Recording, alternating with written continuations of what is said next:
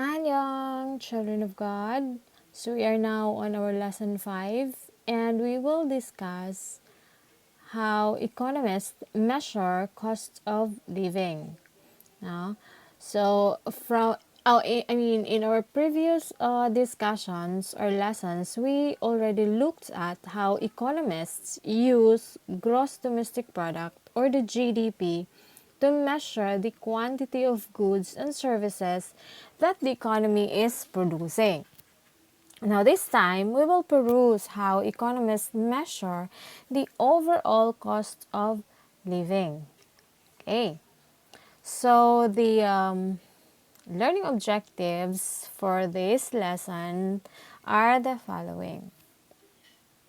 The first one is examine how economists measure the overall cost of living and, of course, understand what is CPI or the Consumer Price Index. So here is an introductory situation now about the famous Babe Ruth. If you are not familiar with him, you can go ahead and Google his name and you will find out that Babe Ruth is a famous professional baseball player around 1930s. No? So, based on the story, he is receiving a salary of $80,000 by his time. Now, to compare Babe Ruth's salary of $80,000 to salaries from today or from what the professional baseball player of today are receiving, we need to find some ways of turning dollar figures into meaningful measures of purchasing power. And that is because the dollar or the money value is different by that time that Babe Ruth is receiving such amount compared to what the professional baseball players of today are receiving. And that is exactly the job of a statistic called the Consumer Price Index. So, mo na trabaho sa Consumer Price Index. Ang pag-compare, no? The dollar of a time compared to another time. So, what is then Consumer Price Index? Okay, so Consumer Price Index is actually a measure of the overall cost of goods and services bought by a typical consumer. Diba? So, everything, no, that a typical consumer buys, the CPI will measure the total or the overall cost of that particular purchase done by a typical consumer. The Consumer Price Index is used now to monitor changes in the cost of living over time. When the Consumer Price Index rises, now the typical family has to spend more money, of course, in order to maintain the same standard of living. Now, economists use the term inflation to describe a situation in which the economy's overall price level is rising. I think you already have this basic knowledge of what an inflation is, right? Now, the inflation rate is the percentage change in the price level from the previous period. Now, we have also discussed in the previous lesson how economists can measure inflation using the GDP deflator. So, di ba, naapil na sa ato ang lesson katong sa GDP, how to compute a GDP deflator. So, that also constitute inflation rate.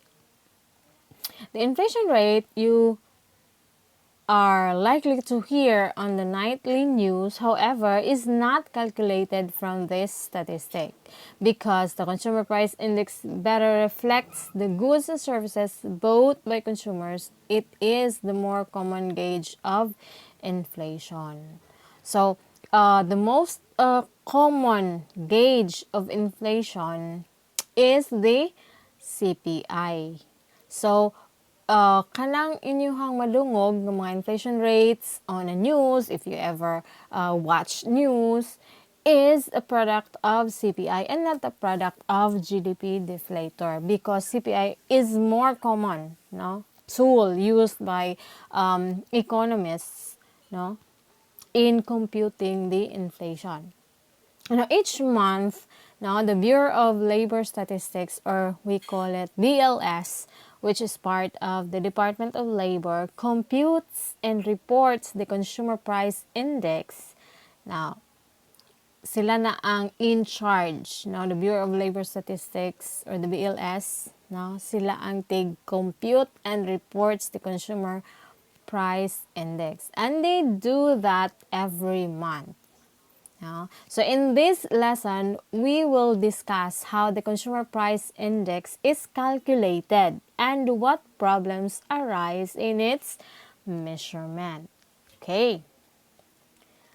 So, nawahi ang slides. Anyway, sumama na to.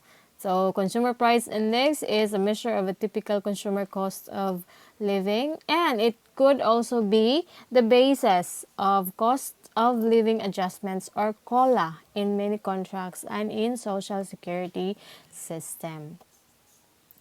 I hope by now you are familiar what is COLA already, no? Dapat appeal na sa inyong accounting lessons. Okay. So, how does the CPI calculated? How is the CPI calculated? When the BLS calculates the Consumer Price Index, or the CPI, and the inflation rate, it uses data, no, on the prices of thousands of goods and services. Now, in order to fully compute or understand how CPIs are computed, there are 5 steps in calculating the CPI. The first one is fix the basket. The second one is find the prices. The third one is compute the basket's cost. The fourth one is choose the base year. And the last one is compute the index and compute the inflation. Okay. So, let's start with the first one, the fix the basket. Now, this one let you determine which prices are most important to the typical consumer.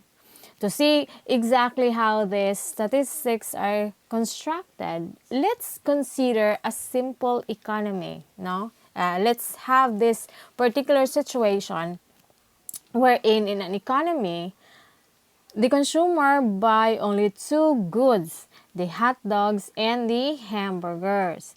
Now, if the typical consumer buys more hot dogs than hamburgers, then the price of hot dogs is more important than the price of hamburgers. And therefore, the price of the hot dog should be given greater weight in measuring the cost of living.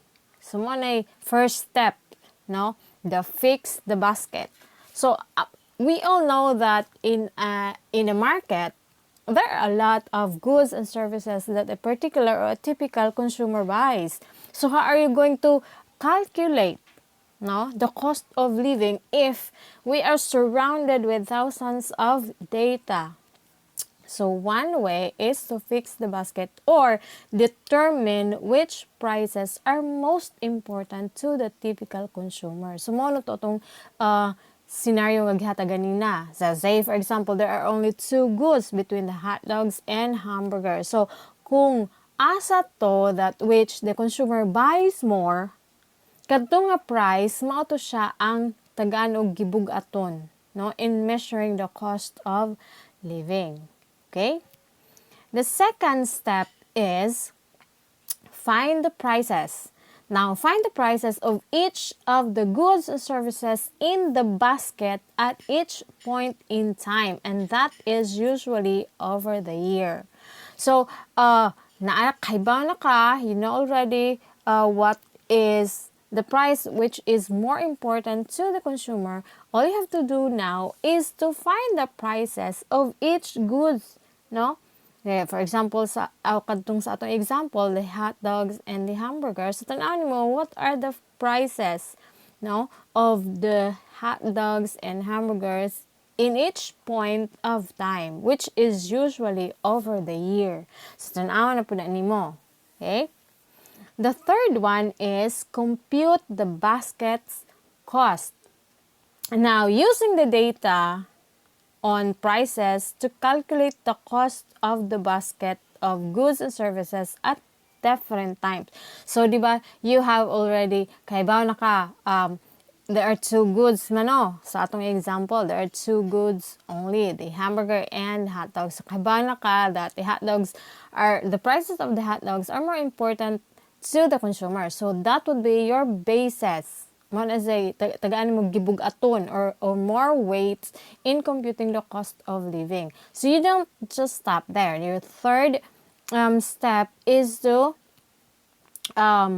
is to find the prices of these goods, the hot dogs and the hamburger over time. And once you have the data, compute, no, the basket's costs, no, using the prices that you have gathered of these goods and services over time, or particularly or usually over the year. Now you are going to compute the total cost of the basket. Anyway, we will have formulas anyway on how to compute now. And that is on step 4. Choose a base year and compute the index. So, the CPI in any year equals, so 100 times the cost of the basket in the current year over the cost of the basket in the base year. Okay, diba, you have to choose a base year and then you have to compute the index. Okay. Oh, the last one is compute the inflation rate. Now, you have to use the consumer price index to calculate the inflation rate, which is the percentage change in the price index from the preceding period. So the percentage change in CPI from the preceding period can be calculated using the formula. Inflation rate equals CPI this year minus CPI last year over CPI last year times 100. So, ano na ang how you're going to compute the CPI. Okay? So, we have here the example that we have. So, di ba, I have given you an example wherein there are only two goods in the basket, the hot dogs and hamburgers. So, say for example, there are 4 hot dogs and 2 hamburgers. So, your next step is to find the price of each good in each year. So, for the last 3 years, these are the prices of the hot dogs and the hamburger. So, in 2010, $1 ang hot dog, $2 ang hamburgers. So, 2011, $2 ang hot dogs and $3 ang hamburger. And then in 2012, $3 ang hot dogs and $4 ang hamburger.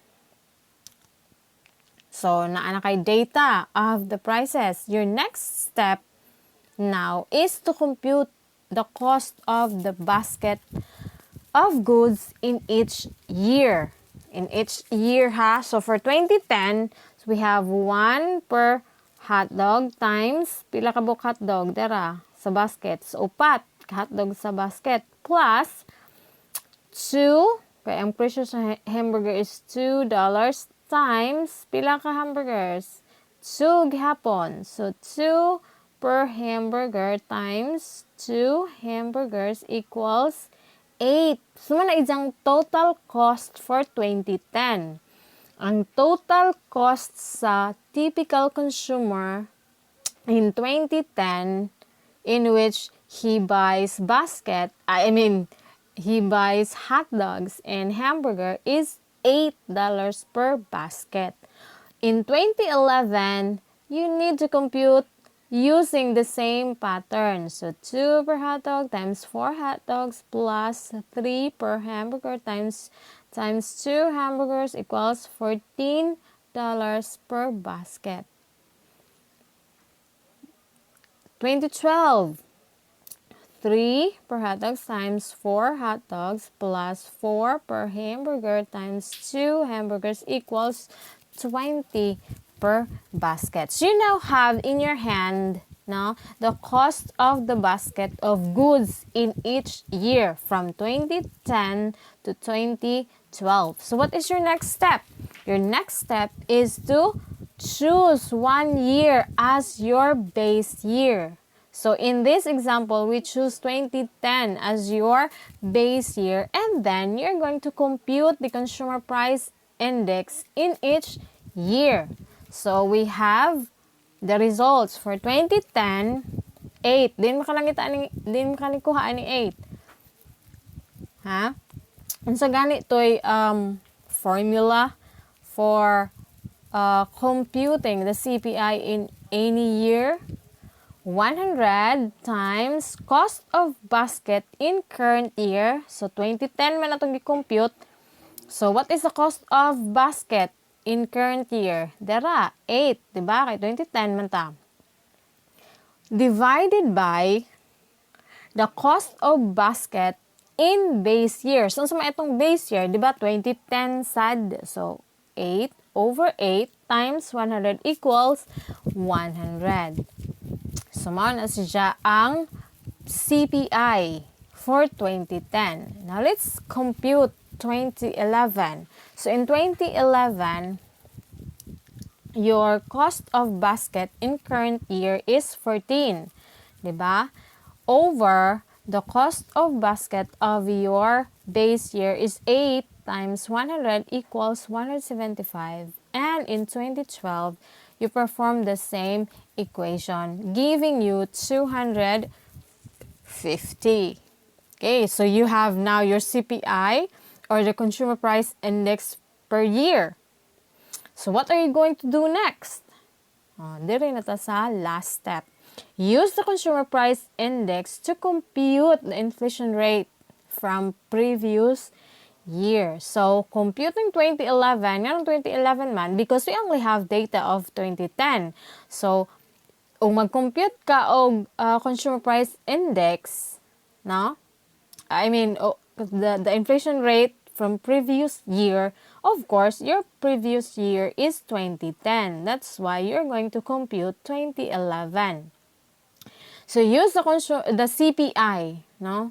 To compute the inflation rate from previous year. So, what is the formula? Diba? Inflation rate equals CPI this year minus CPI last year over CPI last year times 100. So, for 2011, the CPI is, what is the CPI? 175. Yeah?